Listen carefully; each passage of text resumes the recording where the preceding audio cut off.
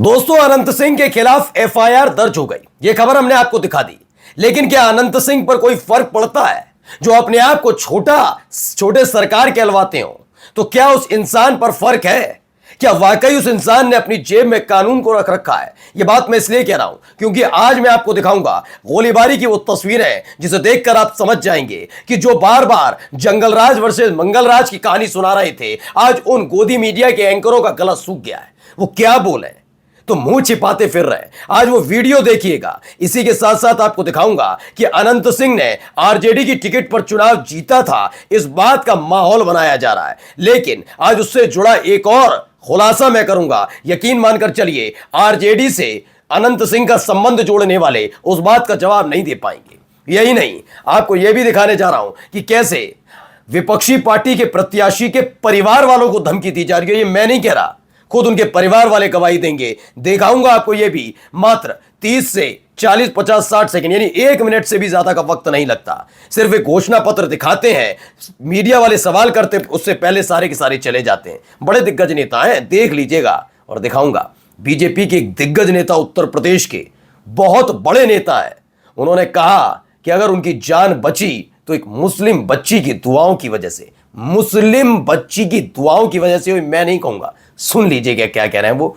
और इसी के साथ साथ कई और महत्वपूर्ण खबरें भी हैं, जरूर देखिए। नमस्कार, मैं हूं प्राज्वल गौतम और आप देख रहे हैं the live TV. The live TV, सच सबसे आगे।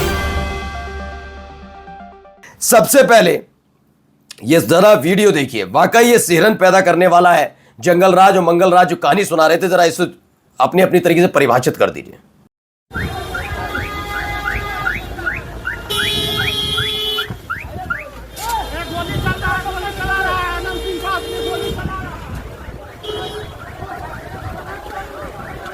तो ये दहशत पैदा, कितनी सारी गाड़ियां खड़ी हैं, वहां पर आवाज पीछे सुनाई जाती है कि अनंत सिंह के साथ का लोग गोली चला रहा है।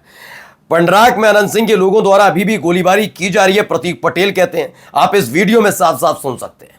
कहा जा रहा है गोली चलाई जा रही है। अब ये इस बात की पुष्टि नहीं हो पाई है, ये उसी घटना से जुड़ा हुआ है जिसमें जनसुराज के एक नेता की मौत हो गई। वही मसला है या कोई दूसरी जगह है?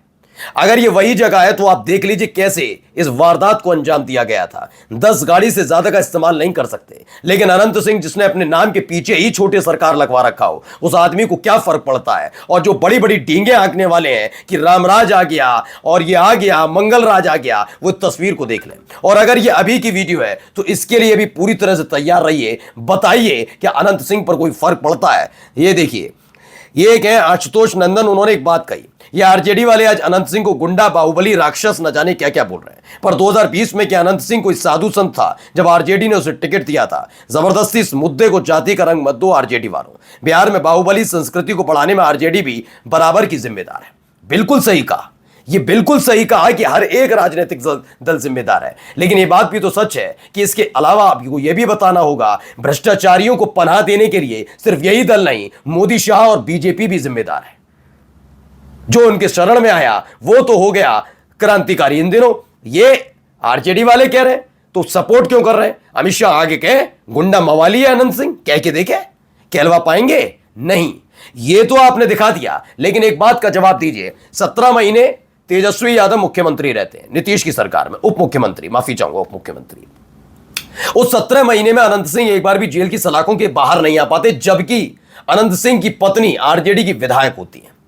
फिर पलटी मारती है सरकार, यानी नीतीश कुमार तेजस्वी को छोड़कर बीजेपी के साथ जाते हैं। याद है आपको? 3 बागी होते हैं, जिनमें से एक आनंद मोहन के बेटे चेतन आनंद, एक अनंत सिंह की पत्नी और एक और विधायक। 3 जाकर जेडीयू के साथ बैठ जाते हैं। बीजेपी कभी यह नहीं चाहती कि उनके साथ लोग जाएं, बगावत का या फिर ऐसे बाहुबलियों का तंश उस पर लगे। बाद में जब होता तो पल्ला झाड़े, हमारे साथ थोड़ी ना थे, हम थोड़ी ना थे, ये कर देते हैं।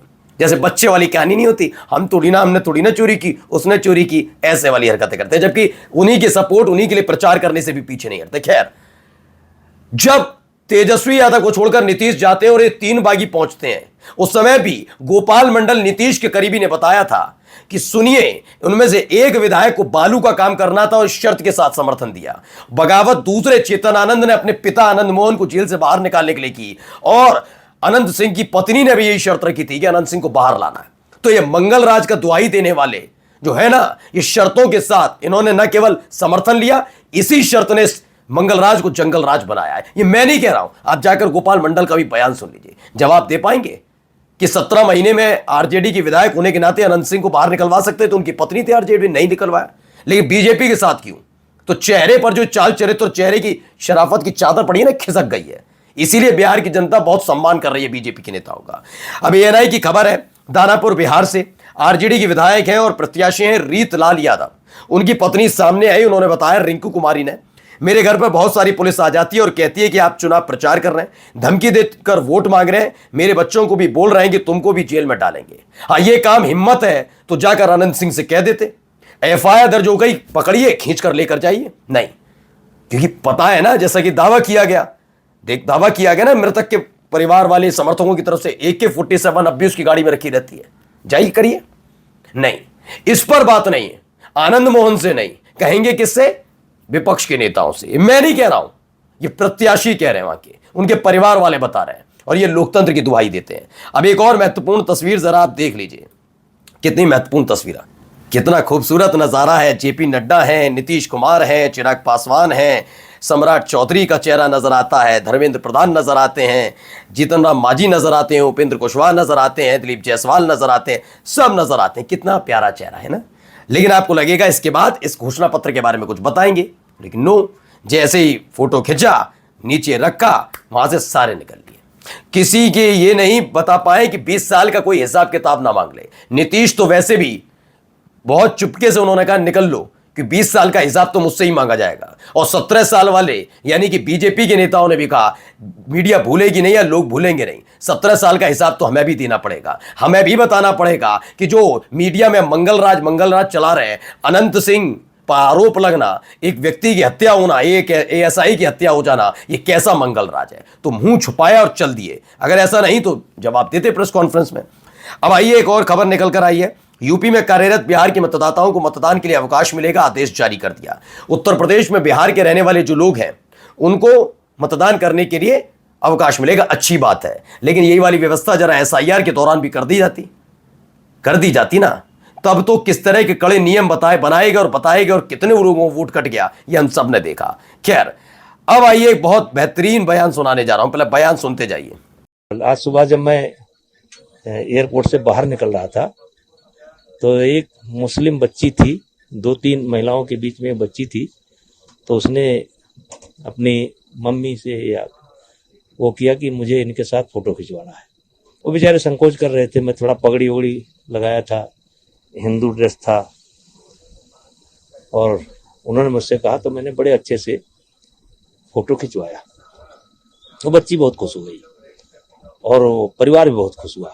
वो रील किसी ने डाल दिया था, बहुत तेज से चल रही थी, तो जैसे इस माहौल से, हेलीकॉप्टर वाले माहौल से हम निकले, तैसे मुझे उस बच्ची की याद आई कि आज की ये जो घटना टली है उसमें उस बच्ची का भी रोल है।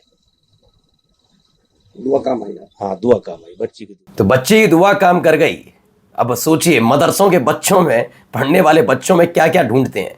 मैं ब्रजभूषण शरण सिंह को आप कैसे भी लेकर चलिए, कई तरह के मसले इनसे जुड़े, तमाम चीज़ें, लेकिन ये यकीन मानकर चलिए, बच्चों के साथ कभी राजनीति नहीं करनी चाहिए। बच्चा कोई किसी भी धर्म का हो, उसे क्या पता होता, बड़े होकर पता लगता है वो हिंदू है मुसलमान। थोड़ा भावुक मैं इसलिए हो गया हूँ क्योंकि मैं जब सुनता हूँ ना इन सबको कि अपनी राजनीति चमकाने के लिए बेहुदगी की सारी हदें पार करते हैं, मदरसे के बच्चों तक को आतंकी बताने से नहीं चूकते, तो मैं बड़ा धिक्कारता हूं ऐसे लोगों को। और शर्म आनी चाहिए कम से कम बीजेपी के एक दिग्गज नेता को। सुन लो, यूपी के दिग्गज नेता है, ठाकुर क्षत्रिय नेता, और इस दौर में पूरी जिम्मेदारी के साथ कह रहा हूं, योगी आदित्यनाथ से बड़े क्षत्रिय नेता है ब्रजभूषण शरण सिंह। वरना अगर उत्तर प्रदेश से थोड़ा भी आपका ताल्लुक है तो पता करिएगा।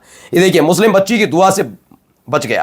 कल बीजेपी नेता ब्रजभूषण शरण सिंह को अपने हेलीकॉप्टर को एक खेत में इमरजेंसी लैंडिंग करनी पड़ी थी। इसके बाद उन्होंने वीडियो में बताया था कि वो सही सलामत है, और उसके बाद मैंने अभी आपको सुनवाई दिया। आगे देखिए, अजीम प्रेमजी यूनिवर्सिटी की दीक्षांत समारोह में छात्रों ने किया विप्रो और इजरायली संबंधों का विरोध। अब खुलकर ये विरोध हो रहा है, जिसमें उन्होंने विप्रो और इजराइल के संबंधों का विरोध किया था। वहीं अब एक वीडियो जरा मैं आपको दिखाने जा रहा हूं, ये देखिए कैसे विपक्ष पर काबू करने की कोशिश होती है। आप ही हो, तो आप किस कानून के तहत प्रवेश कर रहे हैं? पावर है नहीं मुझे बताओ ईमानदारी से यार से पूछो। अरे सुनो यार एक आदमी बोलो भाई ना मुझे कानून बताओ। नहीं मुझे संविधान का अनुच्छेद बताओ या आईपीसी की धारा बताओ। आपने स्टार लगा रखे हैं, वर्दी पहन रखी है, भारत के संविधान ने आपको वर्दी दी है, सैलरी हमारी टैक्स से जाती है। रोक रहे हो आप बात तो करो, मेरी बात करा दो लाओ जो अब देखिए क्या हुआ हालत। मुजफ्फरनगर के मीरापुर में समाजवादी पार्टी का एक कार्यक्रम पीटीए चौपाल चल रहा था। वहां उत्तर प्रदेश पुलिस के एक दरोगा ने अन्य पुलिसकर्मी साथियों के साथ वहां उपस्थित लोगों को वहां से भगा दिया और चौपाल को रुकवा दिया। इस पर जब राजकुमार भाटी ने कुछ सवाल पूछे तो दरोगा जी आराम से निकल गए। उन्होंने कि निकल लो वो ज्यादा बेहतर है। ना कानून की समझ, रील की समझ इन सबको बहुत है। ठा ठा की आवाज बहुत पसंद है, बस रंग पड़े तो हाथ कटवा लो, शरीर का हिस्सा कटवा लो, वो वाली जानकारी बहुत है। यहीं देखिए अखिलेश यादव ने क्या कुछ बयान दिया है मेरठ वाली घटना पर। मेरठ में जो बुलडोजर चलाए थे ना उसको लेकर, जो मार्केट तोड़ी जा रही। मेरठ में एक बड़े पैमाने पर वहां पे बुलडोज किया गया, एक बिल्डिंग बुलडोज की गई है, वहां के व्यापारी बहुत परेशान है। देखिए वो बीजेपी की दुकानें जा रही है ना। मुझे कोई साथी बता रहा था कि ये फैसला पहले भी आया था समाजवादी सरकार में, तो उस समय हम लोगों ने दुकानें नहीं टूटने दी थी। उन सब लोगों ने बीजेपी को वोट दिया है तो रिटर्न गिफ्ट मिल रहा है बुलडोजर का। भाई देखिए आप इसमें हंस सकते हैं लेकिन हकीकत बात तो यही है ना, जो बात दिख रही है वो तो है। और जाते आते खबर राजस्थान के खुरपेच है, उन्होंने दावा किया कि राजस्थान के बीजेपी एमएलए हैं शंकर सिंह रावत की बेटी ने फर्जी दिव्यांग सर्टिफिकेट लगाकर आरएएस एलाइट सर्विस ज्वाइन कर ली। 2 बार सेटअप किए गए मेडिकल बोर्ड के बुलाने पर नहीं गई, लेकिन तीसरी बार जाना पड़ा और डॉक्टर्स की टीम ने इनको बिल्कुल फिट बताया है। और आप कहते हैं नौकरी कैसे मिलती है। खैर ये तो छोटा मसला है। मैं तो कहूँ जब बीजेपी के प्रवक्ता हाईकोर्ट के जज बनने लग जाए, जब बीजेपी का नेता रिटर्निंग ऑफिसर बनने लग जाए, और फिर सोचिए बीजेपी के नेताओं के बच्चे फर्जी दस्तावेजों के आधार पर अधिकारी बनने लग जाए, तो हो गया संवैधानिक संस्थाओं का क्या होगा भाई। नमस्कार।